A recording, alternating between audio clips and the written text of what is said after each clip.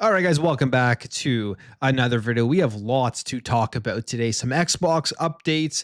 We got major update for Mafia. The Old Country game looks phenomenal. We have the price of the game, which is very interesting. Rockstar and the Grand Theft Auto 6 trailer has just gone absolutely nuts in the amount of traffic and views and everything that it has gotten. And there has also been some responses to with some relief as to them delaying the game until 2026. PlayStation, Sony, they have opened a new studio, and this falls in line with the way that they are going and the types of games that they are trying to create now. So we will talk about that plus some other things in the news. But before we do continue, if you enjoy a daily gaming news every single morning and you want to stay updated on everything that is happening, make sure to hit the subscribe, share the video, like it, and we will jump into it.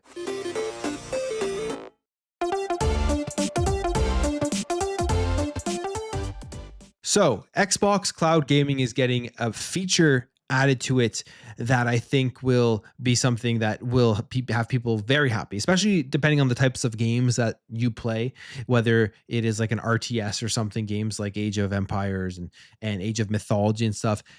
Xbox Cloud Gaming is now adding mouse and keyboard controls on the console. So if you've ever wanted to connect your mouse and keyboard on your console via the cloud, you're now going to be able to do that. This is in the alpha skip ahead program.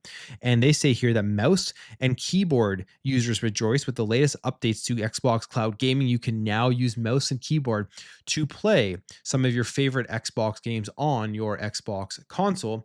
Much like the current experience on PC in some browsers, there are currently a select number of titles that support mouse and keyboard support, but more are coming. So now on your console, you're going to be able to plug it in, use those controls. And for a lot of people out there, particularly on console, they probably don't really care that much about this, because if you've been playing on console your whole life, you're not really used to mouse and keyboard controls. I know for me personally, I much rather use a control.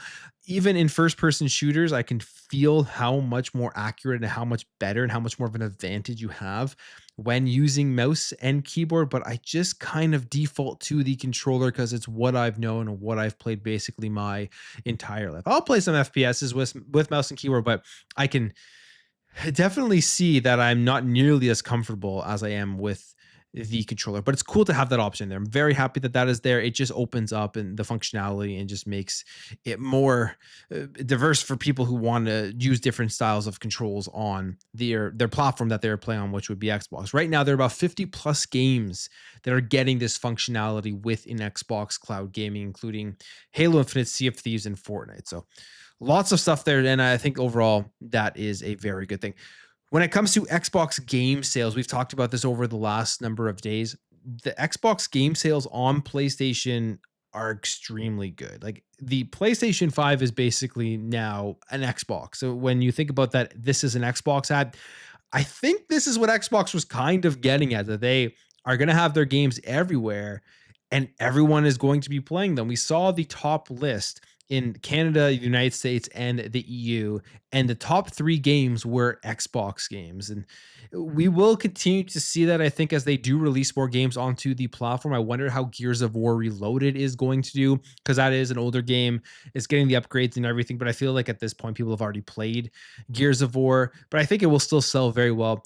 A game that did extremely well was Forza Horizon 5, and it has already sold 1.2 million copies since it did launch on the PlayStation 5. That is just literally straight cash into the bank of Playground Games into an Xbox. I can't imagine it was that expensive. I could be wrong on this. I'm not a developer, but I can't imagine it was that expensive and hard to port Forza Horizon 5 from Xbox and PC over to the PS5. Like, I just can't imagine it being that resource intensive. And basically the profit off of this thing on PlayStation 5 is probably pretty high. Like, the profit margins for games have already been developed and going on to another platform that use the exact same architecture, because we always kind of get lost in that discussion, especially when people get into the console wars between Xbox and PlayStation, is that they are the exact same thing under the hood. They're the same architecture. They basically have the same CPUs and GPUs. They're both AMD. Yes, some are clocked differently, and one's a little bit more powerful, but it is the exact same thing under the hood outside of the branding of the shell.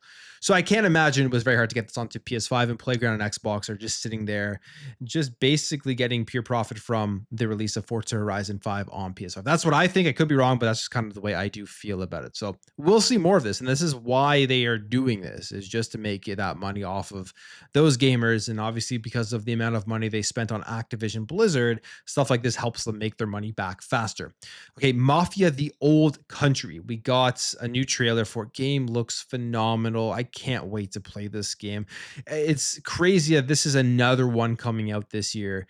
Out of all of the amazing games we've gotten in 2025 already, we're getting Mafia the Old Country added onto that list, and game looks phenomenal. But what is very interesting here is I think we're starting to see a split in the industry where publishers and developers are going to go one of two ways, and that is either $80 for the price of their games, or a smaller game that is very detailed, even with a big IP like Mafia, and then price it at a lower price that is under the regular $70 price that we are currently at, or at least the US is currently at in their market. So here is the news on this. Go look at the trailer. It looks great, but Mafia the Old Country is going to be released at $50. And there's a deluxe edition for $60, but $50 is going to be the main price. And it is being released on August 8th for PS5, Xbox Series X and S, PC, and via Steam and NVIDIA GeForce.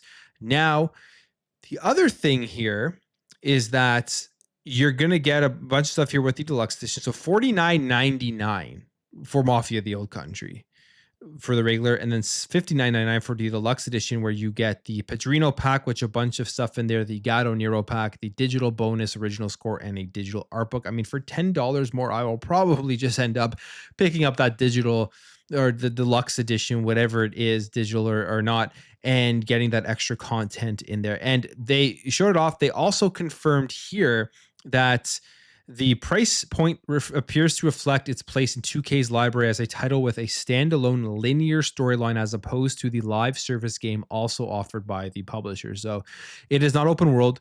It is linear. It's not like Mafia 3, which I'm completely okay with, especially in this year with the amount of games that I have to play.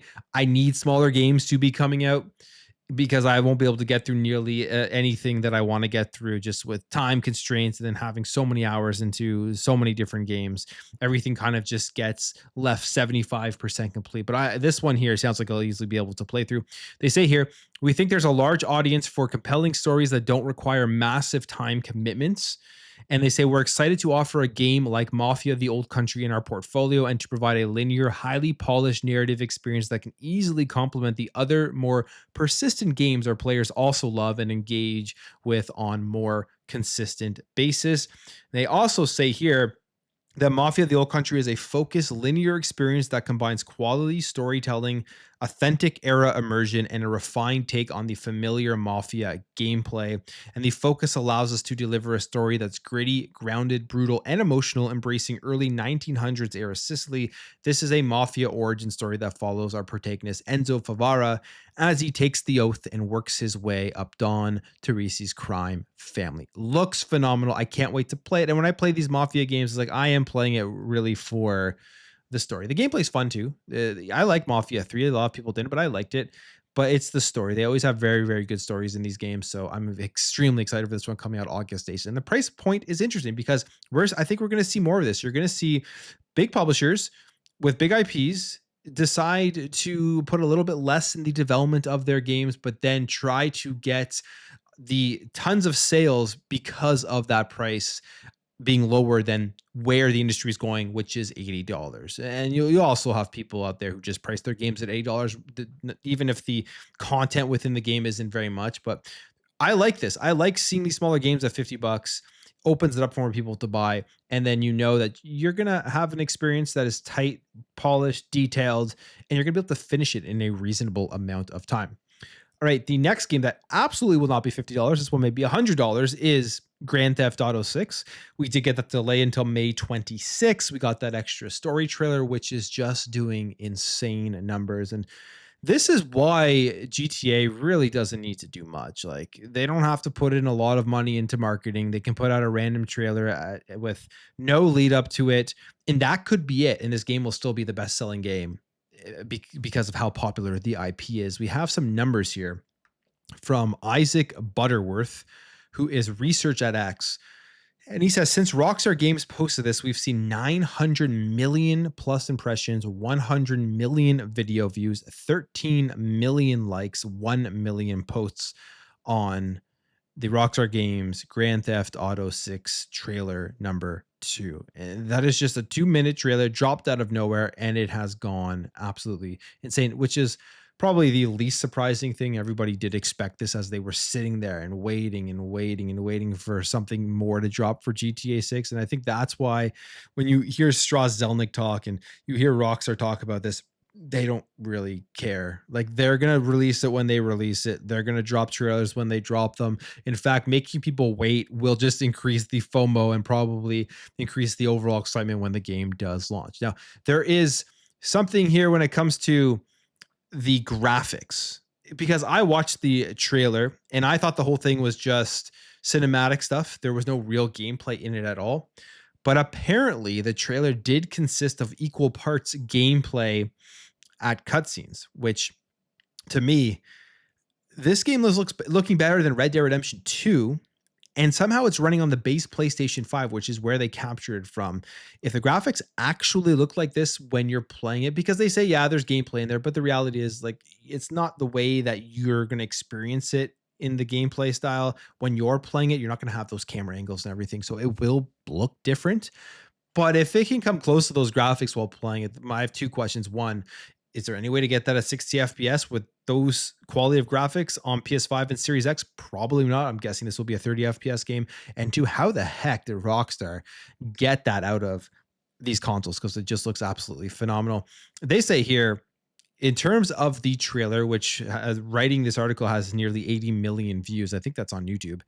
And they say that the Grand Theft Auto 6 trailer was captured entirely in-game from a PlayStation 5, comprised of equal parts gameplay and cutscenes, which is just nuts that it looks as good as that. It has people even more hyped hearing that news on how they did capture the trailer.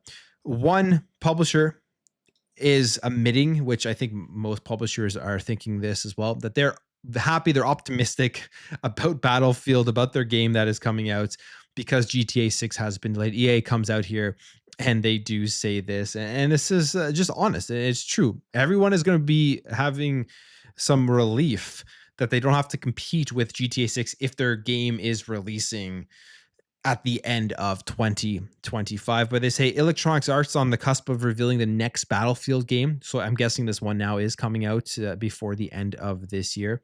And the company's CEO wasted no time stressing how much more comfortable that makes them feel that Grand Theft Auto 6 has been delayed until May 26, 2026. He says, if you weren't already to launch in this window, it may be hard to get ready and take advantage of what might be otherwise a less competitive window than we may have anticipated earlier, saying, I think now, without going too far, we believe that the window is clearer than it was before, and we feel very good about launching Battlefield in fiscal year 26. So it looks like it's coming out this year by the end of the year. And I think the current Battlefield that they are creating from all of the leaked data and all of the leaked videos that we have seen looks phenomenal.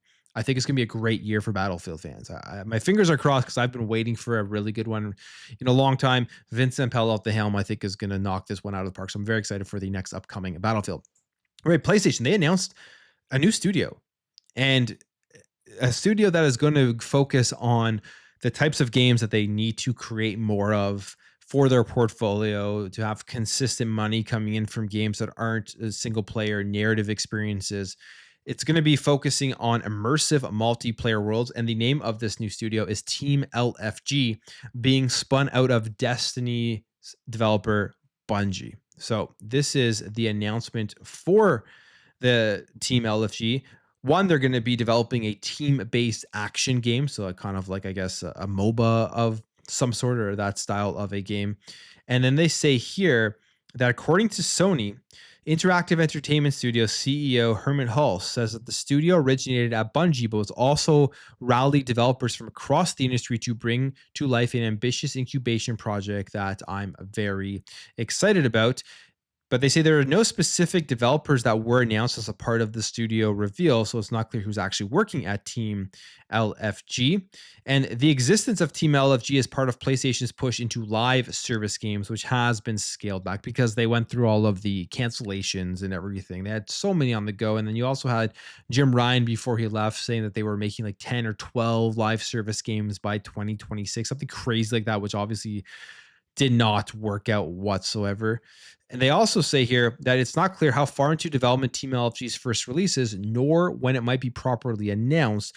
But the studio says that we will make immersive multiplayer worlds propelled by action games that players can learn, play, and master for countless hours. So they want your time and they want your microtransaction money. That's where PlayStation is lacking, is people spending time in their games longer than 20 hours, 30 hours, or whatever their single player experiences cap at. They need you in there for hundreds and hundreds of hours rather than on the PS5 spending hundreds and hundreds of hours in Forza Horizon 5 and spending microtransactions in Forza Horizon 5 where Xbox and Microsoft get a cut of all that. So that's what they are aiming for here. So this is not surprising whatsoever that that would be the next step here for PlayStation when they are expanding out and creating a new studio. And finally, there is a rumor here about Summer Game Fest. I feel like this one will come true. I would love to see this come true because I'm excited to see how both of these games are currently going. And this is coming via Nate the Hate saying that Tomb Raider and Project 007 or The Wolf Among Us 2 could show up at Summer Games Fest 2025. At least one of those will be at Summer Games Fest, he says. And I think it'd be great if they were all there. But out of all of those, I really like the previous Tomb Raider trilogy, and I've played pretty much all the original Tomb Raiders. I love that series, but I really want to see this Project 007 and just kind of see how it is coming along. So of all of those are the ones I want to see. Not that interested in the Wolf Among Us 2. I know a lot of people love that series, but just not for me. But the 007 project, I would love to see a really cool trailer of that and giving us a glimpse into some gameplay and everything for the game itself. We'll see. It's a few weeks away here. We're going into an incredible time of the year. We're going into Summer Games Fest, the Xbox Showcase, the Nintendo Switch 2 launch. It's just going to be jam-packed in June, and I can't wait. But that's it for me. I'm going to end the video there. If you did enjoy this video, make sure to hit that thumbs up. If you are new here, hit that subscribe, and I'll catch you guys in the next video.